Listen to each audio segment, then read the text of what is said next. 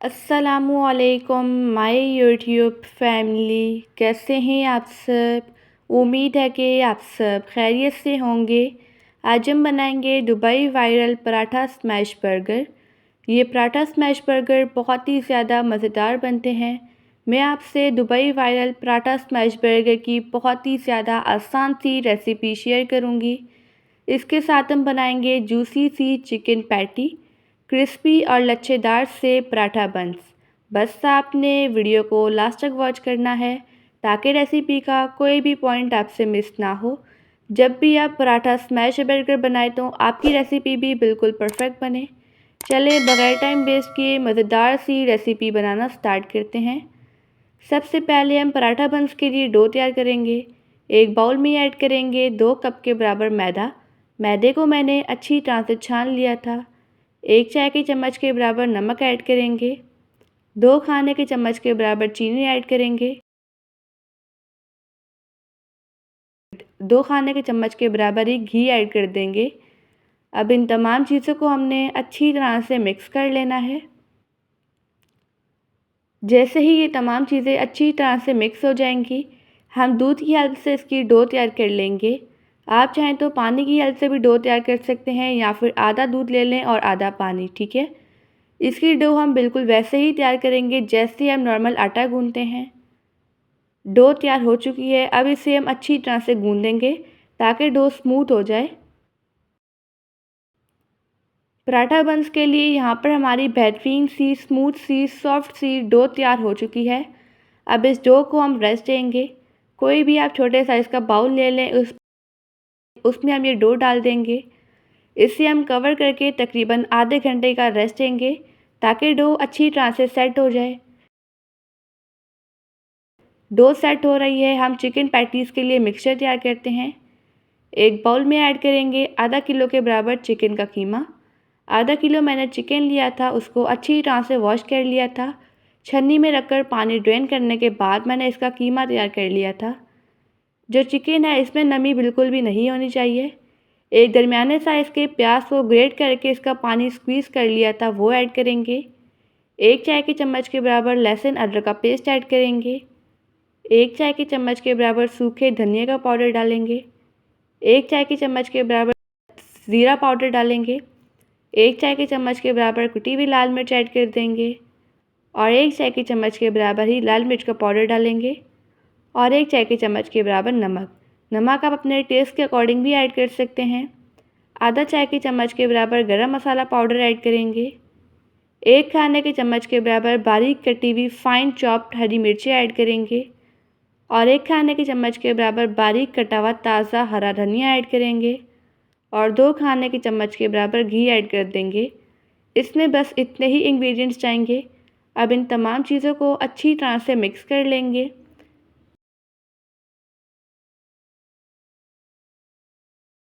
जहाँ पर chicken patties के लिए मिक्सचर बनकर रेडी हो चुका है, अब इसे हम आधे घंटे के लिए फ्रिज में रख देंगे ताकि ये अच्छी तरह से मैरिनेट हो जाए। अब हम कॉलीस्लॉ बनाते हैं। एक बाउल में ऐड करेंगे 1 कप के बराबर बारीक कटी हुई बंद गोभी। आधा कप मायोनीस ऐड कर देंगे। ये बिल्कुल सिंपल सी कॉलीस्लॉ है और ये बहुत ही ज़्यादा मज़ेदार बनती है। अब इसमें हम कुछ स्पाइसेस ऐड करते हैं। चौथाई चाय के चम्मच के बराबर काली मिर्च का पाउडर ऐड करेंगे। चौथाई चाय के चम्मच के बराबर ऑरिगेनो ऐड करेंगे और चौथाई चाय के चम्मच के बराबर ही नमक। अब इन तमाम चीज़ों को अच्छी तरह से मिक्स कर लेंगे। यहाँ पर हमारी बेहतरीन सी कॉलीस्लॉ बनकर रेडी हो चुकी है। अब इसे भी हम साइड पे रख देंगे। पराठा बंस की डो को रेस्ट दिए हुए आधा घंटा हो चुका है। डो अच्छी तरह से सेट हो चुकी है। अब इसमें से हम छोटा सा पेड़ा लेंगे।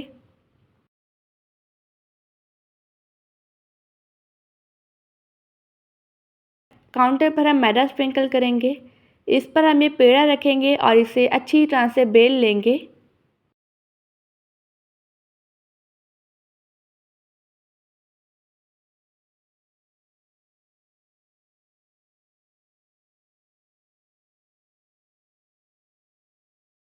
पेड़े को मैंने अच्छी तरह से बेल लिया है। अब पिज़्ज़ा कटर की हेल्प से हम इसकी स्ट्रिप्स कट कर लेंगे। अगर आपके पास पिज़्ज़ा कटर ना हो तो आप नाइफ़ की हेल्प से भी कट कर सकते हैं।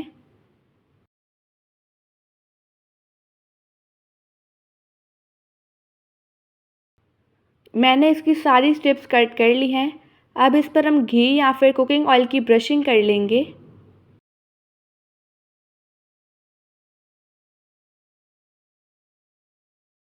मैंने इस पर घी की ब्रशिंग कर ली है। अब इन तमाम स्ट्रिप्स को हम हाथों की हेल्प से इकट्ठा करेंगे और फिर स्ट्रेच कर लेंगे।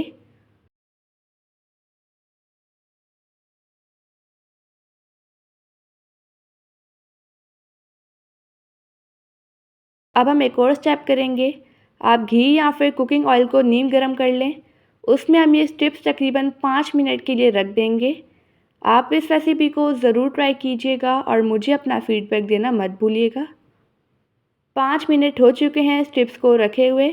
अब इन स्ट्रिप्स को हम निकालेंगे और इन्हें अच्छी तरह से स्ट्रेच करेंगे।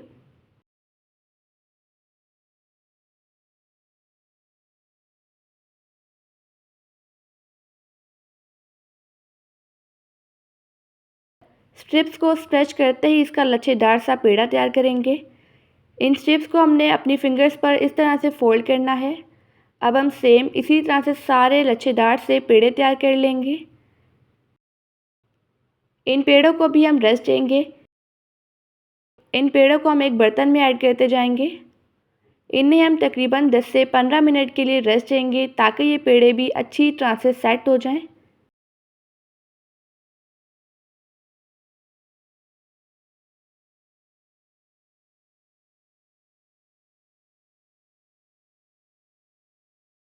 अब हम चिकन पैटीज़ तैयार करते हैं।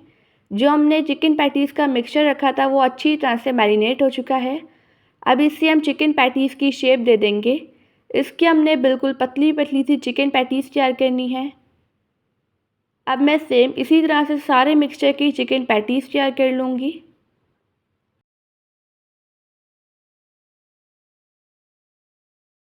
सारी चिकन पैटीज़ रेडी हो चुकी हैं। इन्हें भी साइड पे रखते हैं। पेड़ों को रेस्ट दिए हुए 15 मिनट हो चुके हैं। एक पेड़े को हम काउंटर पर रखेंगे और इसे हाथों की हेल्प से हम फ्लैट कर लेंगे।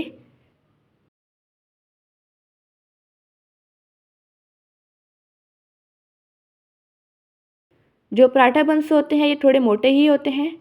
अब इन्हें हम फ्राई करते हैं। फ्राई करने के लिए कोई भी अब तवा या फिर पैन ले लें। उस पर 1 बाय 1 करके हम ये पराठा बंस डालेंगे।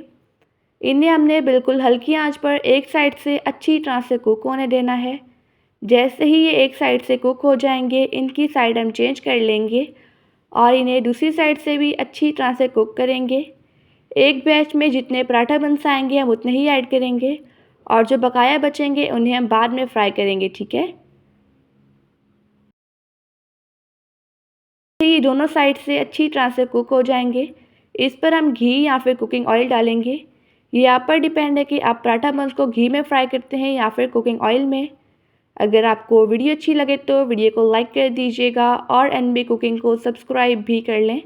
मैं डेली बेसिस पे आपके लिए मज़ेदार सी स्पेशल सी रेसिपीज़ लेके आती हूँ। इन पराठा बंस को हमने गोल्डन कलर आने तक और क्रिस्पी होने तक फ्राई कर लेना है। मैं आपको दोबारा से बता दूं, आपने इन्हें बिल्कुल हल्की आंच पर फ्राई करना है ताकि ये अंदर से भी अच्छी तरह से कुक हो जाएं। पराठा बंस फ्राई हो चुके हैं। अब इन्हें हम निकाल लेंगे। सेम इसी तरह से हम सारे पराठा बंस को फ्राई करेंगे।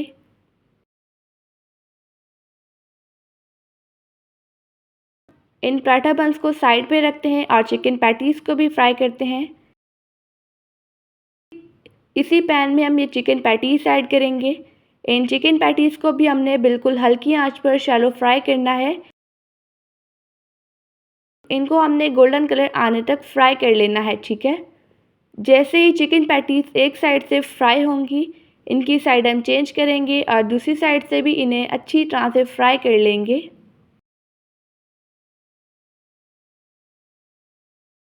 पराठा स्मैश बर्गर के लिए जो हमारी चिकन पैटीज़ हैं ये अच्छी तरह से फ्राई हो चुकी हैं। अब इन चिकन पैटीज़ को हम निकाल लेंगे। सेम इसी तरह से हम सारी चिकन पैटीज़ को फ्राई कर लेंगे।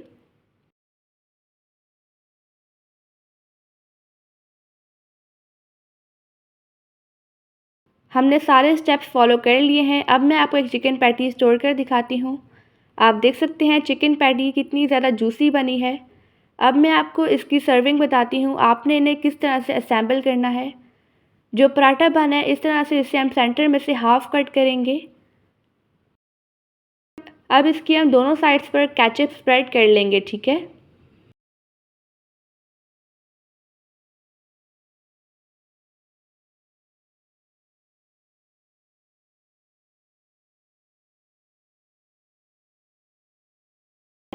मैंने पराठा बन की दोनों साइड्स पर केचप अच्छी तरह से स्प्रेड कर लिया है।